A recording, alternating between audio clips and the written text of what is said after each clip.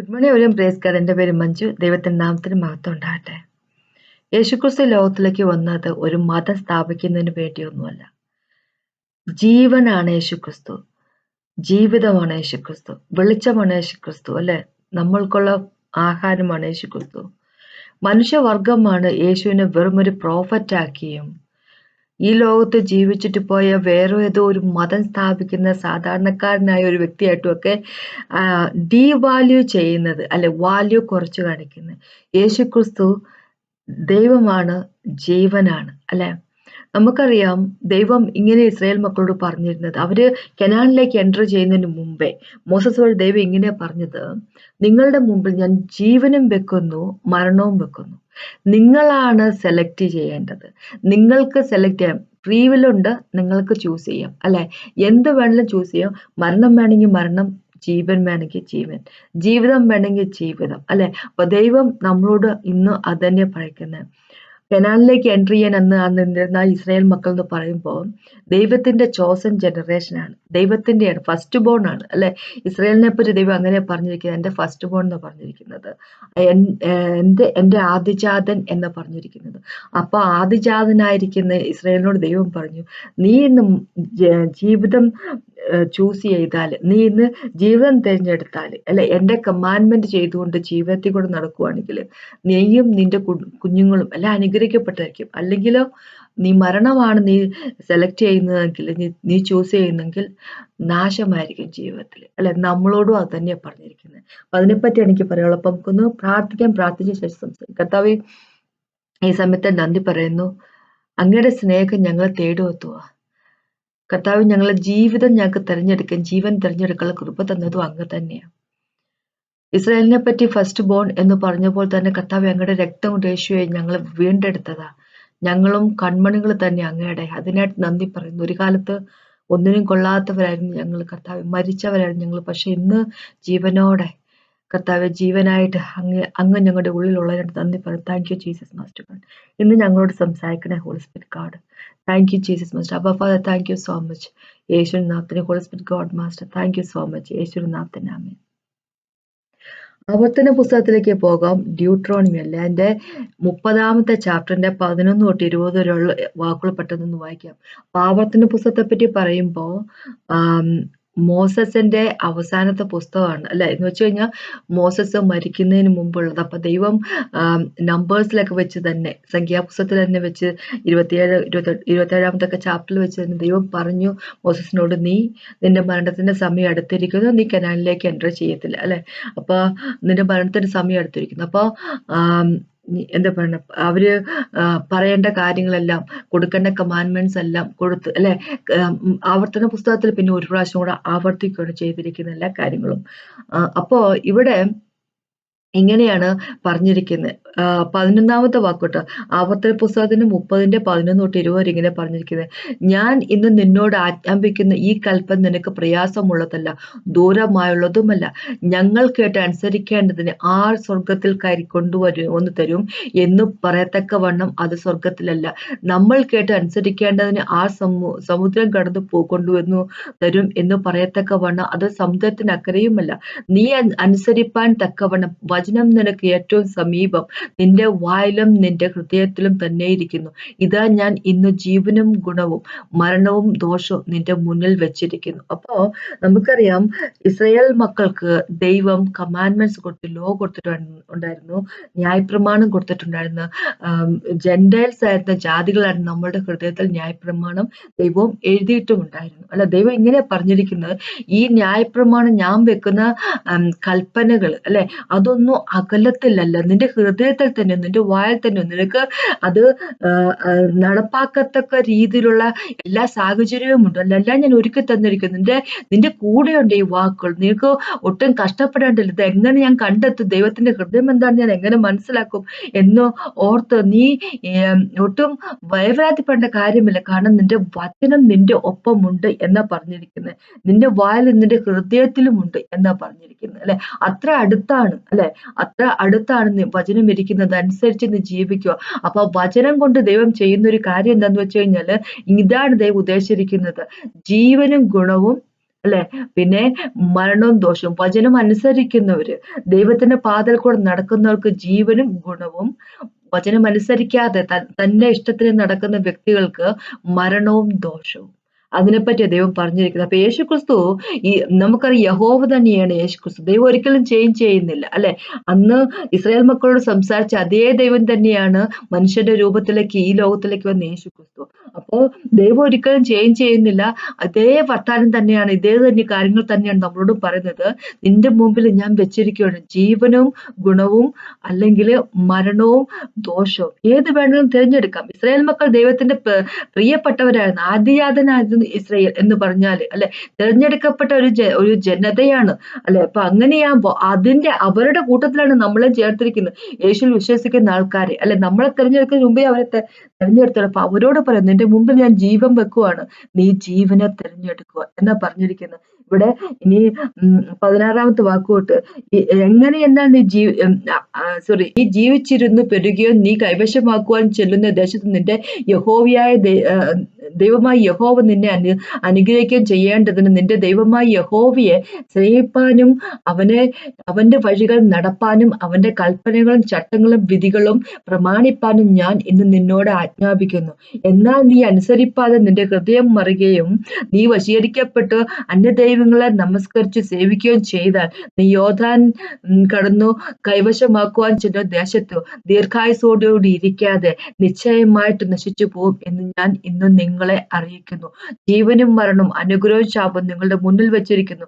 എന്നാലും ഞാൻ ആകാശത്തെയും ഭൂമിയെ ഇന്ന് സാക്ഷി വെക്കുന്നു. അതുകൊണ്ട് നീയും നിന്റെ സന്തതിയും ജീവിച്ചിരിക്കേണ്ടതിനും യഹോവ നിന്റെ പിതാക്കന്മാരായ എബ്രഹാമിനോടും ഇസഹാക്കിനോടും യാക്കോബിനോടും കൊടുക്കുമെന്ന് സത്യം ചെയ്ത ദേശത്ത് നീ പാർപ്പാൻ തക്കവണ്ണം നിന്റെ ദൈവമായ യഹോവയെ സ്നേഹിക്കുകയും അവന്റെ വാക്കുകേട്ട് അനുസരിക്കുകയും അവനോട് ചേർന്നിരിക്കുകയും ചെയ്യേണ്ടത് നീ ജീവനെ തിരഞ്ഞെടുത്തുകൊള്ളുക.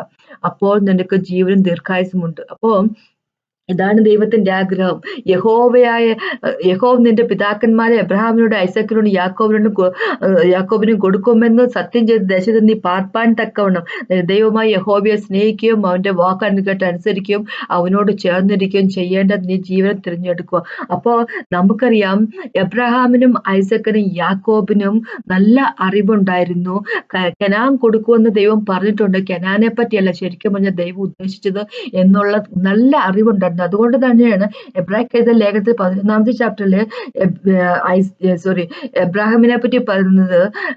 എബ്രഹാം എങ്ങനെ ഒരു ഫൗണ്ടേഷൻ ഉണ്ടായിരുന്ന സിറ്റിക്ക് വേണ്ടി, ആ സിറ്റിയുടെ ബിൽഡർ എന്നും അതിന്റെ ഡിസൈനർ എന്നൊക്കെ പറഞ്ഞ ദൈവമായിരിക്കുന്ന സിറ്റിക്ക് വേണ്ടി കാത്തിരുന്നു പറഞ്ഞിരിക്കുന്നു. എന്ന് വെച്ച് കഴിഞ്ഞാല് തങ്ങൾ ഈ ലോകത്തിൽ കാണുന്ന ഈ ഭൂമിയൊന്നും അല്ല ഒരു കാര്യം എന്നുള്ള കാര്യം അറിയാമായിരുന്നു.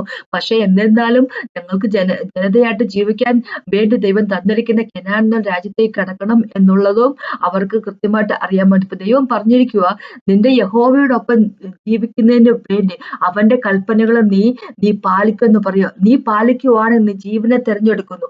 നീ പാലിക്കാൻ നടക്കുവാണെങ്കിൽ നീ മരണത്തെയാണ് തിരഞ്ഞെടുക്കുന്നത് അല്ലെ? നീ ചെല്ലുന്ന ഭൂമിയില് നീ ദൈവത്തിന്റെ ഒപ്പം ആയിരുന്നല്ലേ, എന്താ പറയുക, ദൈവത്തിന് യഹോവയുടെ കൽപ്പനകൾ കേട്ട് നീ ജീവിക്കുവാണെങ്കിൽ നിന്റെ കുഞ്ഞുങ്ങള് പെറ്റുപെരുകും, നിന്റെ എന്താ പറയാ നിന്റെ സ്വത്ത് പെറ്റുപെരുകും, നീ ഈ നാട്ടിലൊരു അനുഗ്രഹമായി തീരും.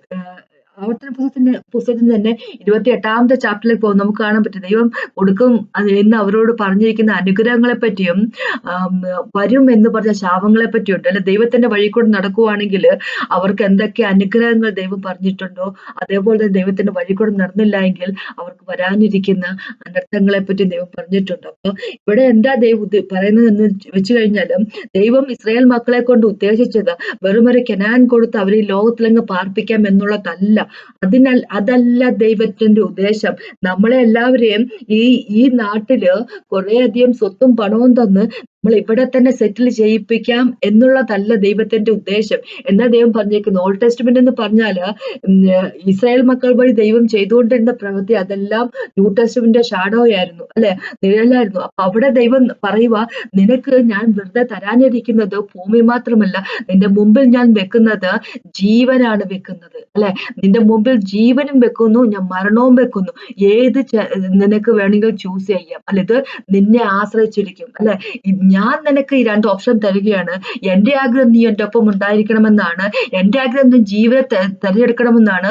അപ്പോൾ നിനക്ക് എന്റെ ഒപ്പം ആയിരിക്കാൻ സാധിക്കും. അതോടൊപ്പം തന്നെ ഈ ലോകത്തിൽ നിന്റെ ജീവിതം വളരെയധികം പുഷ്ടിപ്പെട്ടതായിരിക്കും, പ്രോസ്പെരിറ്റി ഉള്ളതായിരിക്കും. ഞാൻ ആഗ്രഹിക്കുന്നു നീ ജീവൻ തെരഞ്ഞെടുക്കണമെന്ന്, അല്ലെ? അത് തന്നെയാണ് നമ്മളോട് ദൈവം പറഞ്ഞിരിക്കുന്നത്.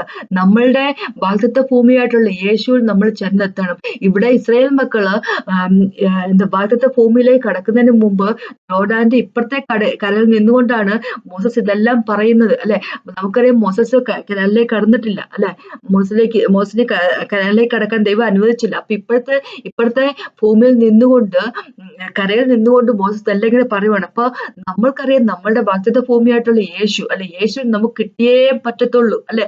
നമുക്ക് കിട്ടിയേ പറ്റത്തുള്ളൂ. നമ്മൾ അതിനെപ്പറ്റി നമ്മൾ ഒരിക്കൽ പോലും എന്താ പറയണേ, ലൈറ്റായിട്ട് എടുക്കരുത്. അതാ ദൈവം പറഞ്ഞിരിക്കുന്നത്. നമുക്ക് ജീവൻ ഉണ്ടായേ പറ്റത്തുള്ളൂ, അല്ലെ? നമ്മുടെ ഉള്ളിൽ ദൈവം തുടങ്ങിയിരിക്കുന്ന വർക്ക് തീർക്കാൻ ദൈവം എന്താ പറയാ ശക്തിയുള്ളവനാണ്. ആ വർക്ക് തീർക്കുന്നതിന് വേണ്ടി നമ്മളെ ഏൽപ്പിച്ചു കൊടുക്കുക എന്നുള്ളത് നമ്മുടെ കടമയാണ്. നമ്മളിത് ചെയ്തേ പറ്റത്തുള്ളൂ, അല്ലെ? നമ്മൾ പലപ്പോഴും നമ്മൾ വിചാരിക്കുന്നത് എന്തുകൊണ്ടാണെന്ന് അറിഞ്ഞൂടെ, പലപ്പോഴും പല ക്രിസ്ത്യൻസും വിചാരിക്കുന്നത് ഈ ലോകത്തുള്ള ജീവിതത്തെ പറ്റി മാത്രമാണ്, അല്ലെ? ഈ ലോകത്തില് എങ്ങനെയോ അങ്ങനെയായി പോയതാണ്. അങ്ങനെ ഒരു ചിന്താഗതിയിലേക്ക് ആൾക്കാർ വന്നു പോയത്. ഇവിടത്തെ ജീവിതത്തിനെ പറ്റി മാത്രം, ഇപ്പൊ ഇവിടെ കിട്ടാൻ പോകുന്ന ഫൈനാൻഷ്യൽ ബ്രേക്ക് ത്രൂവിനെ പറ്റി, ഇവിടെ കിട്ടാൻ പോകുന്ന രോഗശാന്തിയെ പറ്റി, അല്ലെ? ഇവിടെ കിട്ടാൻ പോകുന്ന വലിയ ജോലിയെ പറ്റി, ഗൾഫിൽ പോകുന്ന, അമേരിക്കയിൽ പോകുന്ന, അങ്ങനെയൊക്കെയുള്ള കാര്യത്തെ പറ്റി മാത്രമായി പോയി ചിന്തകൾ, അല്ലെ? ഇവിടെ അങ്ങ് സെറ്റിൽ ചെയ്യാന്നുള്ള രീതിയിലായി പോയി ഇപ്പോഴത്തെ ചിന്താഗതി. പക്ഷെ അതിനേക്കാൾ ഉപരിയായിട്ട്, അല്ലെ, നമ്മൾക്കൊരു ജീവിതമുണ്ടെന്നും ജീവനുണ്ടെന്നും നമ്മൾക്ക് ആ ജീവനിൽ യേശുക്രിസ്തുവിലായേ പറ്റത്തുള്ളൂ എന്ന് പോള് പറഞ്ഞ പോലെ എങ്ങനെയാണെന്ന് പറഞ്ഞാലും വേണ്ടില്ല, എനിക്ക് എന്റെ ഓട്ടം തികച്ചേ പറ്റത്തുള്ളൂ, അല്ലെ? എനിക്ക് എന്റെ മുമ്പിൽ വെച്ചിരിക്കുന്ന വർക്ക് തീർത്തേ പറ്റത്തുള്ളൂ എന്ന് പോളൊരു തീരുമാനമെടുത്ത പോലെ തീരുമാനമെടുക്കേണ്ട വ്യക്തികളാണ് നമ്മൾ, അല്ലെ? അപ്പൊ ദൈവം ഇങ്ങനെ പറഞ്ഞിരിക്കുന്നത് ഈ ആദ്യത്തെ കുറച്ച് വാക്കുകൾ 11 തൊട്ട് 14 വരെയുള്ള വാക്കുകൾ, അല്ലെ? എന്താ പറയുക, ഈ കൽപ്പന നിനക്ക് പ്രയാസമുള്ളതല്ല, ദൂരത്തുള്ളതല്ല. ഇത് ഞങ്ങൾ കേട്ട് അനുസരിക്കേണ്ടത് ആർ സ്വർഗത്തിൽ കയറി ചെന്ന് കൊണ്ടുവന്ന് തരും എന്നും ആര് സമുദ്രത്തിൽ കടന്നു കൊണ്ടുവന്ന് തരും എന്നും പറയത്തക്കവണ്ണം അത് സമുദ്രത്തിന്റെ അക്കരയുമല്ല. ഇതേപോലെ തന്നെ നമ്മള് റോമക്കൃത ലേഖനത്തിലേക്ക് പോകുമ്പോഴും 10ാമത്തെ ചാപ്റ്ററിലും ഇങ്ങനെ പറഞ്ഞിരിക്കുന്നത് 5 തൊട്ട് 13 വരെയുള്ള വാക്കുകൾ വായിച്ചു നോക്കുമ്പോൾ ഇങ്ങനെ പറഞ്ഞിരിക്കുന്നത്, വിശ്വാസത്താലുള്ള നീതിയോ ഇവണ്ണം പറയുന്നത്, ക്രിസ്തുവിനെ ഇറക്കണം എന്ന് വിചാരിച്ച് ആ സ്വർഗത്തിൽ കയറും എന്നോ, ക്രിസ്തുവിനെ മരിച്ചവരുടെ ഇടയിൽ നിന്ന് കയറ്റണം എന്ന് വിചാരിച്ച് ആ പാളത്തിൽ ഇറങ്ങും എന്നോ നിന്റെ ഹൃദയത്തിൽ പറയുന്നത്. എന്നാൽ അത് എന്തു പറയുന്നു, വചനം നിനക്ക് സമീപമായി നിന്റെ വായിലും നിന്റെ ഹൃദയത്തിലും ഇരിക്കുന്നു, അല്ലെ? ദൈവത്തിന്റെ വചനം നമ്മുടെ ഹൃദയത്തിൽ നമ്മുടെ വായിലുമാണ് ഇരിക്കുന്നത്. നമ്മൾ വിശ്വസിച്ചാൽ മതി. വിശ്വസിച്ച് ദൈവത്തിന്റെ വഴി കൂടെ നടന്നാൽ മാത്രം മതി, അല്ലെ? ജീവിതം വേറെയാണ്, നമ്മൾ വിചാരിക്കുന്ന രീതിയിലുള്ള കാര്യങ്ങളല്ല. അതുകൊണ്ടാണ് ലേഖനത്തിൽ എഫേഷ്യർക്കോട്, അല്ലെ, ആ ചർച്ചിന് വേണ്ടി പോൾ ഇങ്ങനെ പ്രാർത്ഥിക്കുവാണ്. 1ാമത്തെ ചാപ്റ്ററിലേക്ക് പോകുമ്പം 17 തൊട്ട് 20 വരെയുള്ള വാക്കുകൾ ഇങ്ങനെ പറഞ്ഞിരിക്കുന്നത്, നിങ്ങൾ ഓർത്തുകൊണ്ട് നമ്മുടെ കർത്താവ് യേശുക്രിസ്തുവിന്റെ ദൈവവും മഹത്വമുള്ള പിതാവുമായ നിങ്ങൾക്ക് തന്നെ കുറിച്ചുള്ള ജ്ഞാനത്തിന്റെയും വെളിപാടിന്റെയും ആത്മാവിനെ തരേണ്ടതും നിങ്ങളുടെ ഹൃദയ ദൃഷ്ടിയെ പ്രകാശിപ്പിച്ചിട്ടും അവന്റെ വിളിയാലുള്ള ആശ എന്തെന്നും വിശുദ്ധന്മാരാൽ അവന്റെ അവകാശത്തിന്റെ മഹിമാധനം എന്തെന്നും അവന്റെ ബലത്തിന്റെ വല്ലഭത്വത്തിന്റെ വ്യാപാരത്താൽ വിശ്വസിക്കുന്ന നമുക്ക് വേണ്ടി വ്യാപരിക്കുന്ന അവന്റെ ശക്തിയുടെ അളവറ്റ വലിപ്പം ഇന്നതെന്നും നിങ്ങൾ അറിയേണ്ടതിന് പ്രാർത്ഥിക്കുന്നു. അപ്പൊ പോൾ ഇവിടെ പ്രാർത്ഥിക്കുന്ന പ്രാർത്ഥന, ഈ എഫേസസിലുള്ള ചർച്ചിന് വേണ്ടി പ്രാർത്ഥിക്കുന്ന പ്രാർത്ഥന, ഈ ലോകത്തിൽ നമ്മൾ എങ്ങനെ ജീവിക്കാം എന്നതിനെ പറ്റി ഉള്ളത് അല്ല, അല്ലെ? പോൾ ഇവിടെ പ്രാർത്ഥിക്കുന്ന പ്രാർത്ഥന അത് എങ്ങനെ ദൈവത്തിനെ പറ്റി അണ്ടർസ്റ്റാൻഡിങ് ഉണ്ടാവും എന്നുള്ളതിനെ പറ്റിയല്ല. അവൻ നമ്മളെ വിളിച്ചിരിക്കുന്ന വിളിയുടെ മഹിമയെ പറ്റി, അതിന്റെ പ്രതീക്ഷയെ പറ്റി, അല്ലെ? അത് നമ്മൾക്കുള്ള ആ ഒരു അവകാശം, അല്ലെ?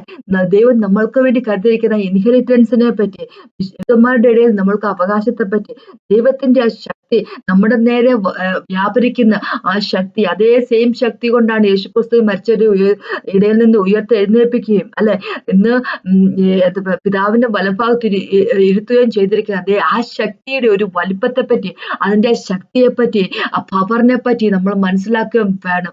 എന്ന് വെച്ചു കഴിഞ്ഞാൽ ഈ ലോകത്തുള്ള കാര്യത്തെ പറ്റി അല്ല മനസ്സിലാക്കേണ്ടത്, അല്ലെ? യേശു ഈ ലോകത്തിലേക്ക് വന്നിരിക്കുന്നത് വെറുതെ ഇവിടെ ഒരു മതം സ്ഥാപിച്ച് പല പല മതങ്ങളുടെ ഇടയിൽ ഒരു മതത്തിനായിട്ട് അല്ല വന്നിരിക്കുന്നത്.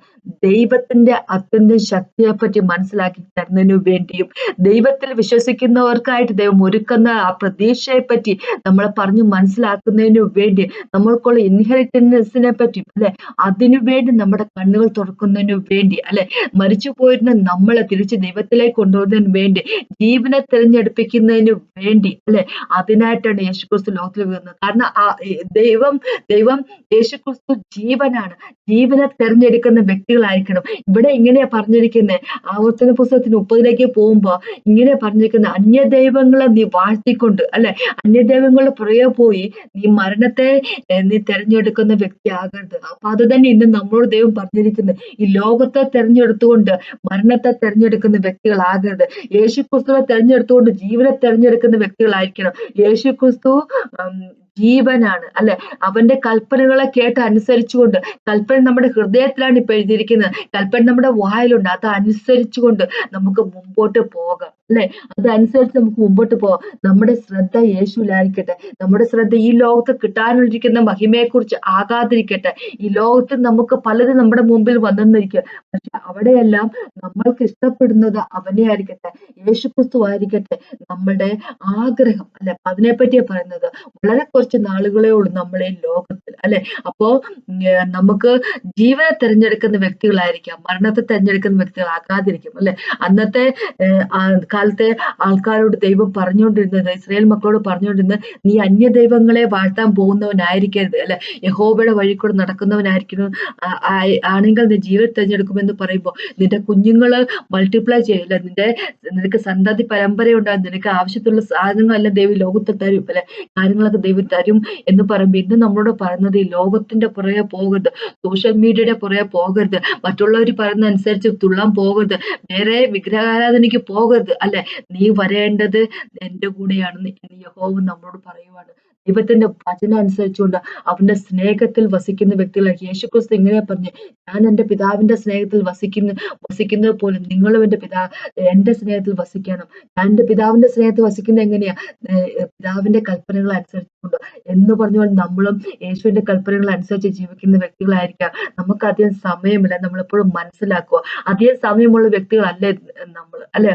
അപ്പൊ ദൈവത്തിന്റെ വചനം വായിക്കുക, ദൈവത്തിന്റെ വചനത്തില് എന്താണ് ദൈവം പറഞ്ഞിരിക്കുന്നത്, ഹോളിസ്പിരിറ്റ് ഗോഡ് നമ്മളെ നയിക്കട്ടെ. ഈ ഹോളിസ്പിരിറ്റ് ഗോഡിന്റെ കയ്യിലേക്ക് കൊടുത്തിരിക്കുന്ന ജീവിതം ആയിരിക്കട്ടെ നമ്മൾ, അല്ലെങ്കിൽ നമ്മൾ നശിച്ചു പോകും. ഇവിടെ ദൈവം പറഞ്ഞിരിക്കുന്നത്, നീ ജീവനെ തിരഞ്ഞെടുക്കുന്ന വ്യക്തിയായിരിക്കണം. അതാണ് എന്റെ ആഗ്രഹം.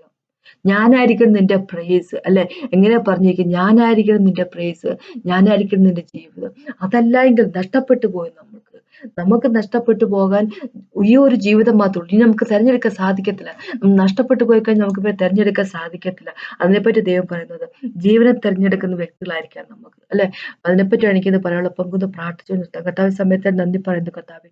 Thank you Jesus master. കർത്താവ് ഞങ്ങൾ ജീവനെ തിരഞ്ഞെടുക്കുന്ന വ്യക്തികളായിരിക്കട്ടെ കർത്താവെ. Oh lord God almighty, I praise and worship you mighty father. വേറൊന്നിനെയും പുറകെ പോകാതെ അങ്ങയുടെ കൂടെ തന്നെ ജീവിച്ചുകൊണ്ട് കർത്താവ് ജീവൻ തിരഞ്ഞെടുക്കുന്ന വ്യക്തികളായിരിക്കട്ടെ ഞങ്ങൾ. അനുഗ്രഹിക്കുന്ന അപേക്ഷിക്കുന്ന കർത്താവെ, ഞങ്ങളുടെ കണ്ണുകൾ അങ്ങോട്ടും ഇങ്ങോട്ടും തെറ്റി പോകാതെ കർത്താവെ അങ്ങയുടെ മുഖത്ത് തന്നെ ആയിരിക്കട്ടെ കർത്താവ്. യേശു നന്ദി പിതാവേ, worship you, praise you master. യേശു നാമത്തിൽ തന്നെ ആമേൻ. അനുഗ്രഹിക്കണം അപേക്ഷിക്കുന്ന എല്ലാവരും യേശു നാമത്തിൽ ആമേൻ. കേട്ടതിന് നന്ദി. ദൈവത്തിന് മാത്രം ഉണ്ടാകട്ടെ.